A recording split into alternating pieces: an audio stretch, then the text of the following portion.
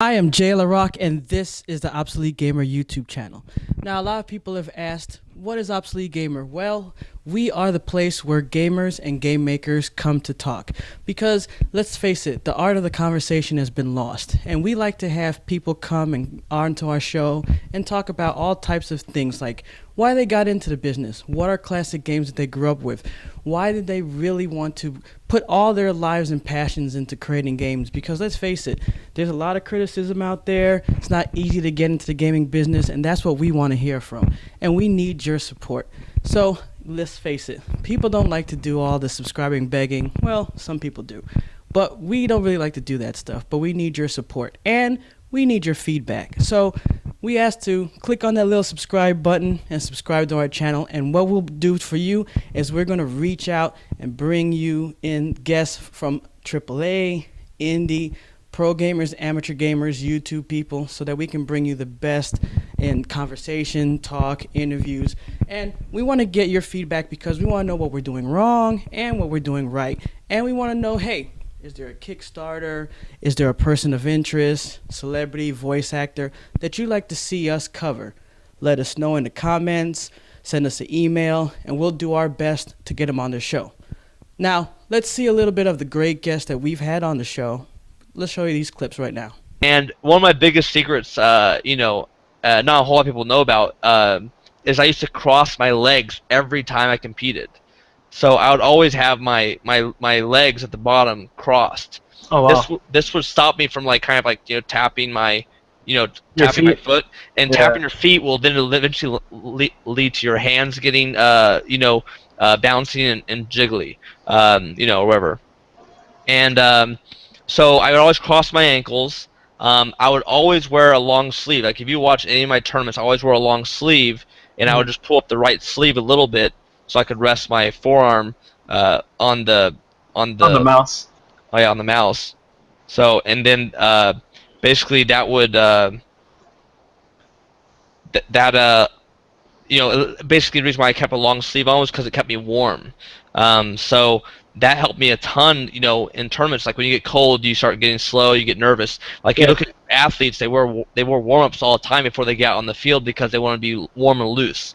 So in professional gaming, you're not really ever building up your blood pressure that much unless you're actually in a match because of just nerves and so forth. But I want to be warm. I want to be fluid. I want to be shooting my shots that I need to shoot. So I'm always basically trying to be in a warm-up, or be warm. I don't want to be cold. And so those were some of my few tricks I used to not get nervous in tournaments, and they worked. So it was, I didn't care if it was 90 degrees. I was wearing a fleece. Again, I think I may have mentioned this in the podcast. I really feel like this is where the interaction gaming and filmmaking is coming together that way. I mean, you have the gaming industry looking to filmmakers to understand how to better encapsulate the storytelling process inside the games, and you have that. You see that when you watch the animation in the games now that helps to tell the story. These are beautifully shot, very cinematographically complex shots that you're seeing inside a video game, and a lot of them originated in filmmaking. And now you've got filmmakers looking to games to try to match a lot of these amazing shots that are being created solely in the computer. And because they can only be created in the computer, you've got these guys in Hollywood now going, well, wait a minute, this would be awesome if we could have that shot in a live action film. So to be able to take a big video game franchise like this with all its complexity and its beauty and bring it to a live action screen, I think you really, that's a fantastic ride. Now, I may be tougher than a lot of women, and I'm sort of used to that sort of male locker room environment, and I'm comfortable in it because I'm a total tomboy.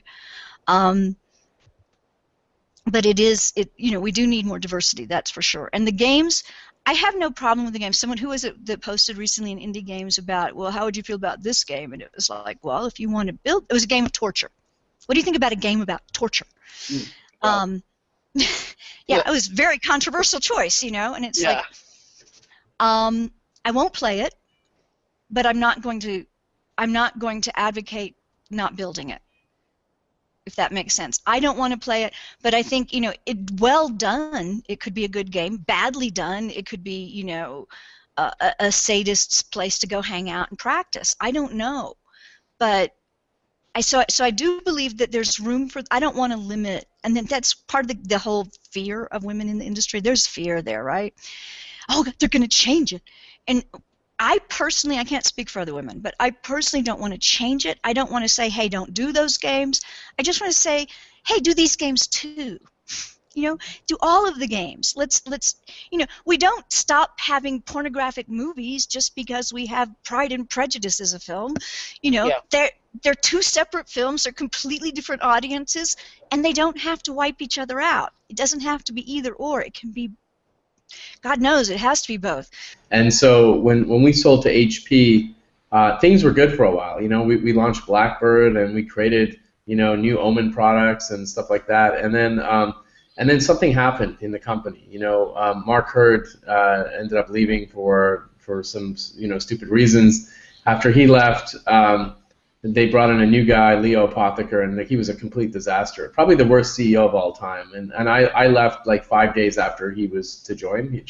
I wasn't into it, and I saw the company was going down a path of they didn't believe in brand at all. The guy running the personal systems group, unfortunately, knew nothing about creating a brand, and he even called me out once in the middle of and I'm sure there's people from HP that'll be watching this, but he called me out in the middle of an executive retreat where I asked him about brand, and I basically confronted the people on stage and said, how is HP going to build a brand that goes from the extreme low end to the extreme high end? Like, there's no brand in the world that has that type of elasticity.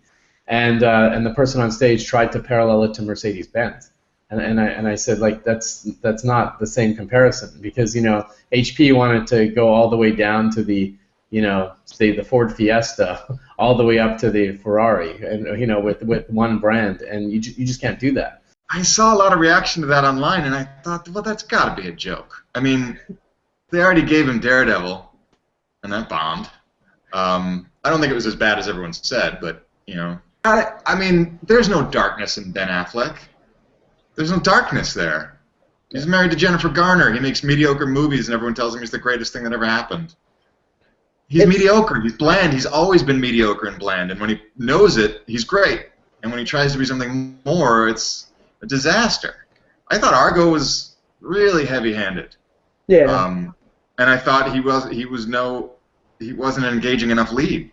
Is there, as far as screen acting, is there someone that, if you could pick anyone to work with on screen, who would that be? And don't say Ben Affleck, because now that ain't happening. Know how to isolate the things that make you good at a video game.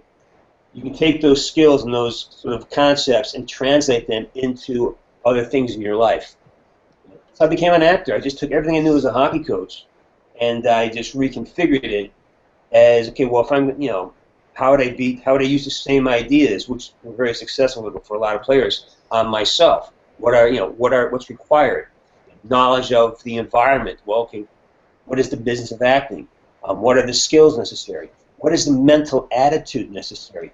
Where's my ego causing me problems? And that's the biggest one, to figure out where your ego is causing you problems. If you're too, I'm too whatever to do this. Well, that's your weak spot. That's where you have to go. And as a player, same thing. If you have a weak spot, you got to find out where it is, because once someone else does, you're toast. My favorite game, of course, is Bubble Bobble, but my other favorite game, like anybody else, is Zelda. Oh, beautiful. I brought some of my games. Kid Icarus. And this one I got to stay away from, Tetris. Oh, I love this game. And we have the original Game Boy for that as well, which is addicting. Today it reminds me of apps. That's what reminds me of, on our like Candy Crush. It's like moving the Tetris is around. Ugh. And then we went on the weekends. I was on a bowling league. I played bowling, and we went and I played pinball. I'd bowl my turn, and in between my turn to bowl on the league, I would play classic pinball, and I love pinball, and I grew up playing it all the way through high school. Going on dates, I said, let's just go to the arcade. They play Mortal Kombat. I play my pinball. It would have to be the original Pac-Man, because that was the first video game I ever played. You see one in the background right now. That game means something to me. Most of the time, where I make any type of public appearance or whatever thing, I'll have a Pac-Man on me somewhere. kind of as a tribute to that, because that's what hooked me. That's what started me. That's my Steamboat Willie for this whole thing. So that would always have to be one of them. Maybe the original Super Mario Brothers would be in there because I just never get tired of playing that. Tetris would have to be in there. Definitely. Again, absolute just timeless thing. That anyone can play. Anyone that can have fun playing Tetris. I mean, come on, really. Load Runner.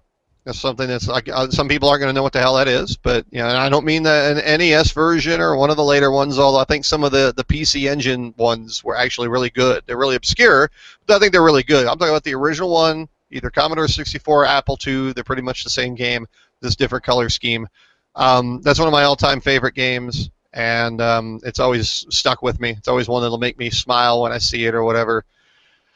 Let's see, and then a fifth one, I'd probably have to go with just something like Galaga.